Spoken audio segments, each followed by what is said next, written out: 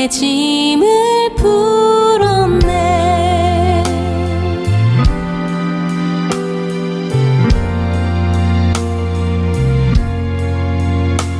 주 안에 있는 나에게 딴 근심이 있으랴. 십자가 밑에 나아가 내 짐을 풀었네. 주님을 찬송하면서 할렐루야 할렐루야. 내 앞길 멀고 험해도 나 주님만 따라가리.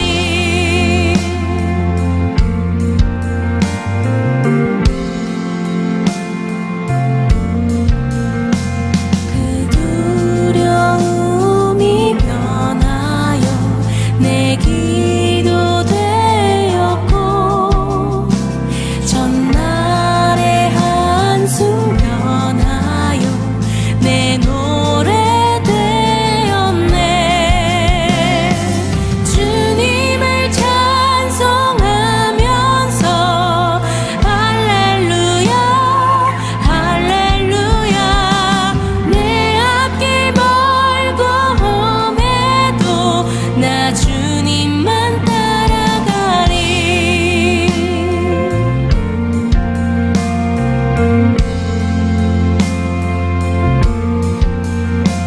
내 주는 자비하셔서 늘 함께 계시고, 내 궁핍함을 아시고 늘 채워주시네.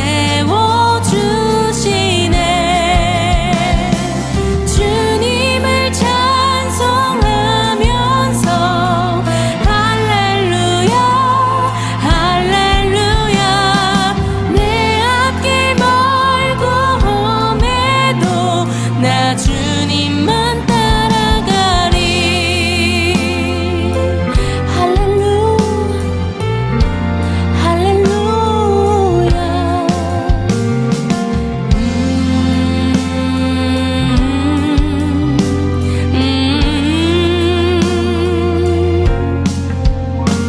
내 주와 맺은 언약은 영불변하시니,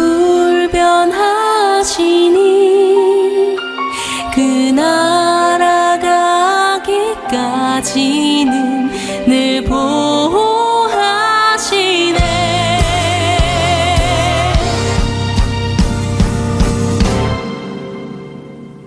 주님을 찬송하면서 할렐루야 할렐루야. 내 앞길 멀고 험해도 나 주님만 따라가리. 주님을 찬송하면서 할렐루야 할렐루야. 내 앞길 멀고 험해도 나 주님만 따라가리.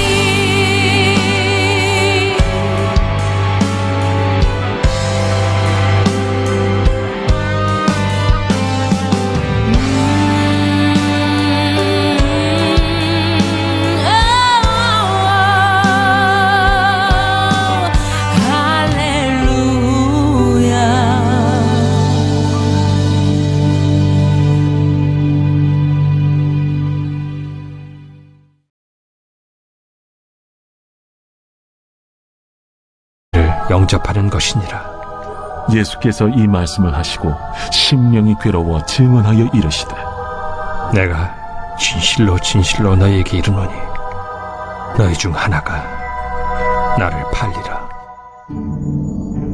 제자들이 서로 보며 누구에게 대하여 말씀하시는지 의심하더라. 예수의 제자 중 하나 곧 그가 사랑하시는 자가 예수의 품에 의지하여 누웠는지라.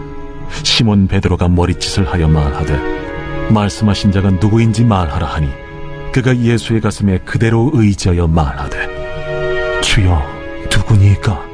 내가 떡 한 조각을 적셔다 주는 자가 그니라. 하시고 곧 한 조각을 적셔서 가룟 시몬의 아들 유다에게 주시니 조각을 받은 후 곧 사탄이 그 속에 들어간지라. 이에 예수께서 유다에게 이르시되 네가 하는 일을 속히 하라.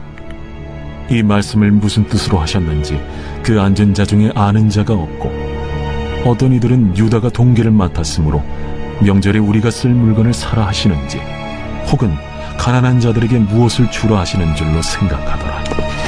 유다가 그 조각을 받고 곧 나가니 판더라. 그가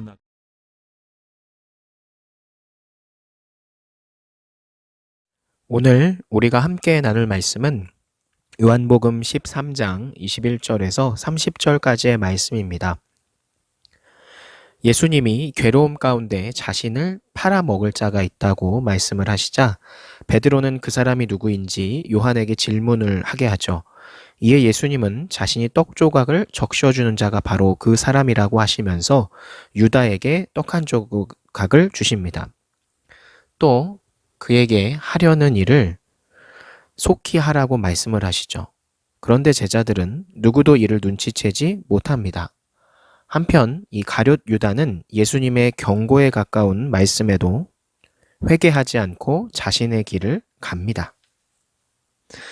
이 가룟 유다는 자기 욕심과 죄 때문에 결국 예수님을 배반했지만, 그가 배반할 걸 처음부터 알고 계셨던 예수님은 이런 유다를 한결같은 사랑으로 대하셨습니다.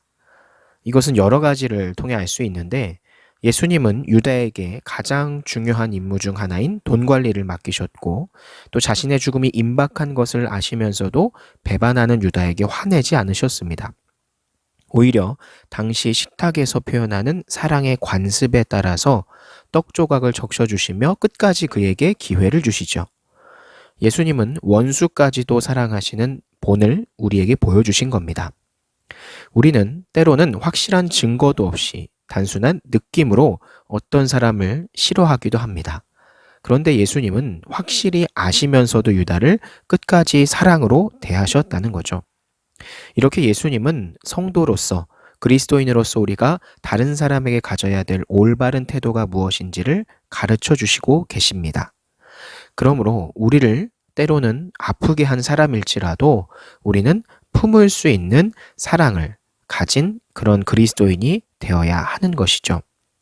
그러므로 여러분이 지금까지 돌아보면서 혹시 나에게 상처 주었던 사람들이, 그리고 내가 뚜렷한 증거 없이 누군가를 싫어했던 그런 경험들이 있다고 한다면 지금이라도 그것들을 내려놓고 그것에서 벗어나서 오히려 그들을 품어주고 그들을 가까이 할 수 있는 그런 그리스도인다운, 예수님다운 넓은 포용력을 가진, 마음을 가진 그런 우리가 될 수 있도록 함께 기도했으면 좋겠습니다. 한 주 동안 이 말씀을 가지고 사랑의 그리스도인이 되도록 노력하는 우리 여러분이 되기를 소망합니다. 기도합니다.